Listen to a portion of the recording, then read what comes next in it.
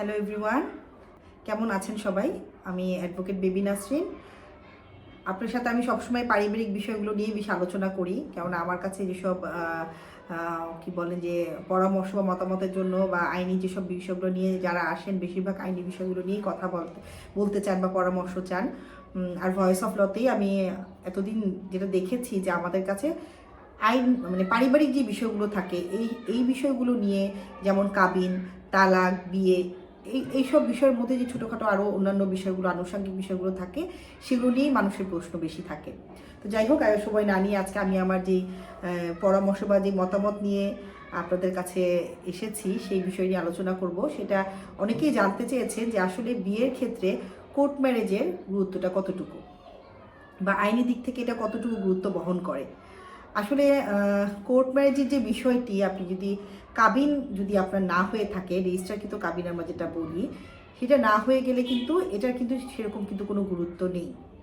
গুরুত্ব নেই বলতে হ্যাঁ, একটা অবশ্যই আপনি যদি একটা দালিলিক একটা আপনার একটা ব্যাপার এখানে থাকে, ডকুমেন্টের ব্যাপার হিসেবে আপনি এটা পরবর্তীতে কোনো প্রতারণার মামলা বা সেই হিসেবে আপনি এটাকে নিয়ে হাজির হতে পারেন কোর্টে বা আদালতে, মামলার জন্য আপনি এটাকে সাবমিট করতে পারেন। বাট আপনি যদি রেজিস্টার কিন্তু আপনার কাবিন না থাকে, পরবর্তীতে আপনার যে কাবিনের বিষয়টা থাকে সেটা কিন্তু থেকে আপনি পুরোপুরি বঞ্চিত হবেন। এবং আরেকটি বিষয় যে এখানে কাবিনের বিষয়টা আপনি আনতেই পারবেন না, মানে দেনমোহরের যে বিষয়টা আমরা বলে থাকি, সেই বিষয়টা কিন্তু এখানে কিন্তু চলে আসে না। হ্যাঁ, সেটার কোনো আপনি আমাদের মুসলিম আইনে যেহেতু বিয়েটাকে রেজিস্টারযুক্ত না হলে এটাকে ওইভাবে আপনি আইনি কোনো প্রতিকার পাবেন না। তো সেই হিসেবে দেখা যায় যে শুধুমাত্র আপনি একটু হলফনামার মাধ্যমে আপনি কিন্তু যদি বিয়ে করে থাকেন, তাহলে কিন্তু আইনের চোখে কিন্তু সেটা পুরোপুরি কিন্তু প্রতিকারের কোনো দাবি করতে পারে না। এই ক্ষেত্রে আমি এই বিষয়টি আমি আজকে এর জন্যই বলছি যে কোর্টে কিন্তু অনেক কাপলরা আসে বিয়ে করার জন্য।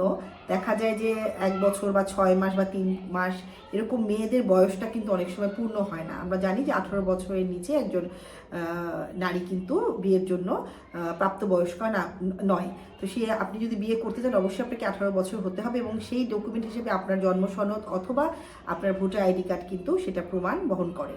তো এই ক্ষেত্রে দেখা যায় অনেকে এসে যখন দেখা যায় কাবিনটা করতে পারছে না বা রেজিস্টার করতে পারছে না, তখন তারা বলে ঠিক আছে একটা কোর্ট ম্যারেজ করে থাকি, একটা হলফনামা দিয়ে আমি একটা কোর্ট ম্যারেজ করে রাখি, এটা বলে কিন্তু অনেকে এটা করেন বা অনেকেই আছেন করিয়ে থাকেন। আমরাও অনেক সময় করাতে বাধ্য হই, কিন্তু এটা তাদের বলেও দেই যে শুধুমাত্র যদি কেউ এটা করেও থাকেন, তাদেরকে আপনাকে এটা জানিয়ে দিতে হবে যে আপনি যদি বিয়ের যেই অন্যান্য যেই নিয়মগুলো আছে বা যে অধিকার যদি আপনি পেতে চান, তাহলে অবশ্যই কিন্তু আপনাকে রেজিস্টারকৃত কাবিনের সমেত কিন্তু আপনাকে বিয়েটা করতে হবে। তাহলেই আপনি আদালতে যদি কখনো আপনার জীবনে কোনো অনাকাঙ্ক্ষিত ঘটনা ঘটে থাকে, সেটার আপনি প্রতিকার পাবেন।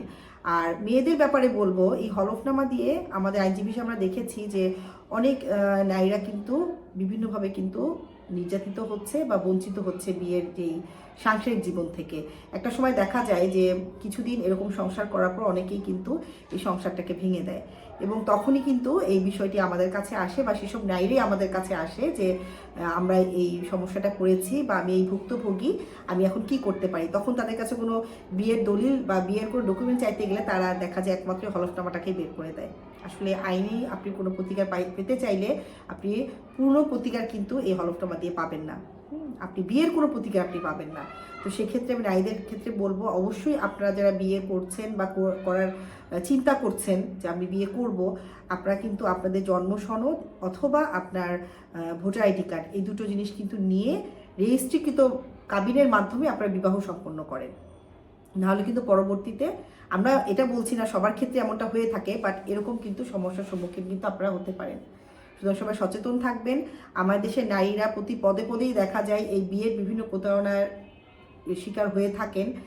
সব ক্ষেত্রে শুধু অবিবাহিত নারীরা সেটা না, বিবাহিত নারীরা, ডিভোর্সি, বিবাহিত বলতে ডিভোর্সে যে নারীরা থাকে বা বিবাহিত নারীদের মধ্যে নির্যাতিত অনেক নারীরা থাকেন, কিন্তু বিভিন্ন ঝামেলায় কিন্তু পড়ে থাকেন।